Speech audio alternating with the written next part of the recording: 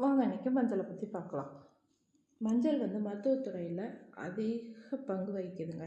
அதனால தான் இதை நம்ம அன்றாட வாழ்க்கையில் உணவு முறைகளில் நம்ம சேர்த்துக்கிறோம். இதை ராணி மசாலா, தங்க மசாலான்னு 2 விதமாக அழைக்கிறாங்க. இதோட அறிவியல் பேர் அப்படின்னா கர்குமா லாங்கா. இது ஜிஞ்சபரேசின்ற குடும்பத்தை சேர்ந்தது. மண்ணுக்கு அடியில் விளையக்கூடிய.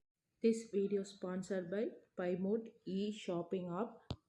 இதில் நம்ம அன்றாட வாழ்க்கைக்கு தேவைப்படுற அனைத்து பொருட்களையுமேவும் ரொம்ப கம்மியான விலையிலையும் தரமான பொருளாகவும் கொடுக்குறாங்க. மற்ற ஷாப்பிங் ஆப்போட கம்பேர் பண்ணும்போது இது கம்மி ரேட்டுக்கு தான் கொடுக்குறாங்க. வேணுங்கிறவங்க மற்ற ஆப்போட கம்பேர் பண்ணி பார்த்து செக் பண்ணி கூட வாங்கிக்கலாம். ஆப்போட லிங்க் நான் டிஸ்கிரிப்ஷனில் கொடுக்குறேன், கிளிக் பண்ணி பார்த்துக்கோங்க. வாங்க வீடியோக்குள்ளே போகலாம். இதோட மருத்துவ குணங்கள்னு பார்த்தோம்னா anti accident, anti cancer, anti microbial. வாங்க ஆதாரங்கள் பார்க்கலாம். இந்தியாவில் தாங்க இதை அதிகமாக விளைவிக்கிறாங்க. அது இல்லாமல் தாய்லாந்து, இந்தோனேசியா, சீனா, ஆப்பிரிக்கான்னு இந்த 4 நாடுகள்லேயும் விளைவிக்கிறாங்க. பாரம்பரிய பயன் எடுத்துக்கிட்டோம்னா இருமல், பசியின்மை, வயிற்றுப்போக்கு, வயிற்று வலி, சுவாச கோளாறு, காயம், வீக்கம், தோல் பிரச்சனை, இதுக்கெல்லாம் அடிப்படை மருந்து மஞ்சள் தான். எடுத்துக்காட்டு இருமல்னு வச்சுக்கோங்களேன். நம்ம தாத்தா பாட்டி சொன்னது தான், பாலில் மஞ்சளும் மிளகும் போட்டு குடித்தோம்னா இருமல் கொஞ்சம் சரியாகும். இதுதான் நம்ம பாரம்பரிய பயன், மருத்துவ பயன் அப்படின்னு சொல்கிறோம். இதுக்கு அடுத்து பார்த்தோம்னா புற்றுநோய்க்கு சிறந்த மருந்து. இது மஞ்சளில் அதிக எதிர்ப்பு சக்தி இருக்கிறதுனால அந்த புற்றுநோய் செல்களை அழிக்கக்கூடிய தன்மை நம்ம மஞ்சளுக்கு இருக்குது. எடுத்துக்காட்டு பாருங்களேன், அமெரிக்காவில் இந்த மஞ்சளை தான் கேன்சர் வந்த பேஷண்ட்டுக்கு மருந்தாக கொடுக்குறாங்க. மஞ்சளை ஒரு டியூப்பில் அடைச்சி அதை ஒரு டேப்லெட்டாக கொடுக்குறாங்க. அவங்க நன்மைகளை பற்றி பார்க்கலாம். மஞ்சளில் ஏற்கனவே சொன்ன மாதிரி நோய் எதிர்ப்பு சக்தி அதிகமாக இருக்குது. இதை நம்ம அன்றாட உணவில் கொஞ்சம் கொஞ்சம் எடுத்துக்கலாம். இளமையாக வச்சுருக்குது. பெண் பிள்ளைகளுக்கு சின்ன பிள்ளையிலேருந்தே மஞ்சள் தேய்ச்சி குளிப்பாட்டிட்டு வந்தோம் அப்படின்னா இது நம்ம தோலில் படும்போது ஸ்கின் அலர்ஜி மாதிரி எந்த ஒரு பிரச்சனையும் வராது.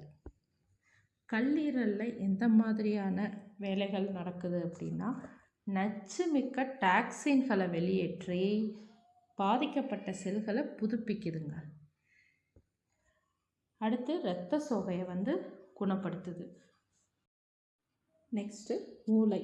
மஞ்சளில் இருக்க குர்குமின்ற வளர்ச்சி ஹார்மோன்கள் மீது நல்ல தாக்கத்தை ஏற்படுத்தி மூளையில் எந்த விதமான பிரச்சனையும் வராமல் தடுக்குது. நெக்ஸ்ட்டு இதயம். மஞ்சளில் இருக்க அந்த குர்குமின்ற வளர்ச்சி இரத்த நாளமான தமனியில் கெட்ட கொழுப்பு படிவதை தடுத்து தமனியை இயற்கையாகவே சுத்தமாக்குது அப்படின்னு சொல்லியிருக்காங்க. 2011 ஜப்பானில் மேற்கொள்ளப்பட்ட ஆய்வில் மஞ்சள் இதய ஆரோக்கியத்தை மேம்படுத்தி இதய நோய்கள் வராமல் தடுக்குதுன்னு ஆய்வில் கண்டுபிடிச்சிருக்காங்க. இப்போ இதோட தீமைகளை பார்க்கலாம். மஞ்சள் என்னதான் பாதுகாப்பானதுன்னு சொன்னாலும் மிகச்சிறிய அளவில் தான் எடுத்துக்கணும். நம்ம இஷ்டத்துக்கு வாரி சாப்பிடக்கூடாது. அதே மாதிரி மஞ்சளில் இருக்க அந்த குர்குமின் என்னும் சேர்மம் இரத்தத்தை மெலிதாக்கும். இரத்த உறைவு எதிர்ப்பு மருந்துடன் இணையும் போது இரத்தப்போக்கு பிரச்சனையும் ஏற்படுத்தும்.